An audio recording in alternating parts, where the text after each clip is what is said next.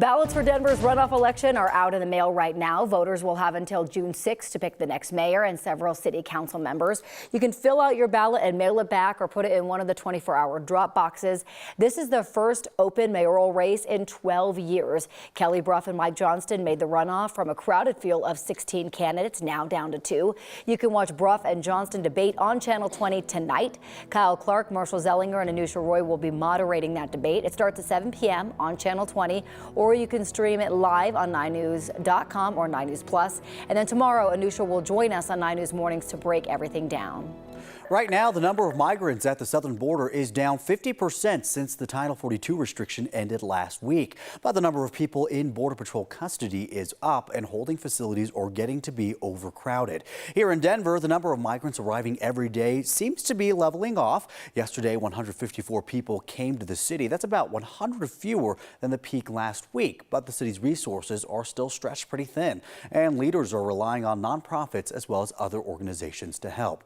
Denver Mayor Michael Hancock has called it a humanitarian crisis. Now he and several other mayors are asking President Biden for a meeting with the administration. They say they need support from federal partners as they try to help provide asylum seekers with food, shelter, legal aid, and helping get the migrants to where they would like to go.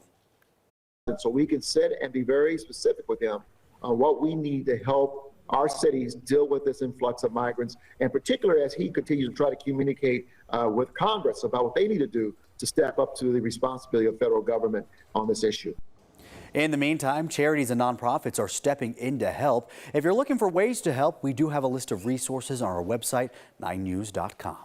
This morning, more than a dozen families in Jefferson County are out of their homes after a car crashed into a house and caused a gas leak. Now, new video shows exactly what happened.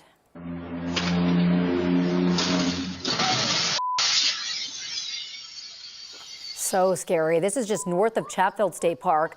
No one inside the home was hurt. Police say the driver was leaving the scene of another crash when she drove into the house. The people who live there don't know when they're going to be able to go back home. As you can see, the walls are smashed. Furniture is all moved around. You can see the car right in the middle of all of it. The Colorado State Patrol says the driver may have been drunk. CSP says she first crashed into another car near Wadsworth and Chatfield. The driver she hit was okay enough to follow her all the way to the home on Cocoa Drive. CSP says the driver responsible for the crash is in custody. Former Trump lawyer Rudy Giuliani is facing new sexual assault allegations from a woman who says she used to work for him.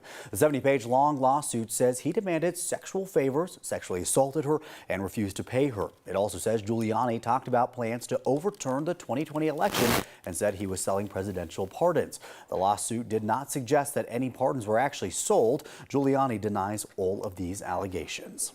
Results of a 4-year-long investigation say the FBI didn't have enough evidence to investigate ties between Donald Trump's 2016 campaign and Russia. The special prosecutor criticized the FBI, saying it acted too quickly and relied on unconfirmed intelligence. The FBI says it's made some changes to its policy since then, and the issues in the report have already been addressed. And Congress could ask the special prosecutor to testify in front of a committee.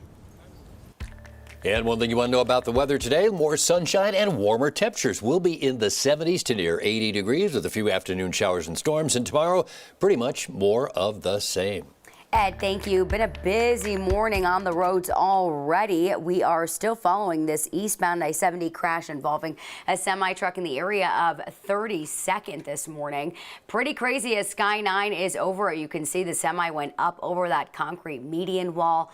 Crews are trying to clean things up and investigate. There's a lot of debris out there on the road. Looks like Sky 9 shot being a little bit glitchy. Only one left lane open through this area. Nearly a year and a half after the Marshall fire, 517 families have permits to rebuild. That's close to half of the families who lost homes in the fire. Only 20 families have clearance to move into their rebuilt homes, most of them in Superior. One of those families who just moved in is the Chavez family. We've been following their journey to rebuild since the beginning. Ted and his family members all lost their homes in the Marshall fire, but now they have a home to call their own again. Knowing that I don't have to go back to someone else's house, feels really good. I'm so excited to be here. Insurance so far has covered everything for Ted to get to his house, and almost everything else they own now came from donations. Ted is hoping to also build a garage, which will be the next step, and his daughter and grandson will be moving in for now until their home is ready as well.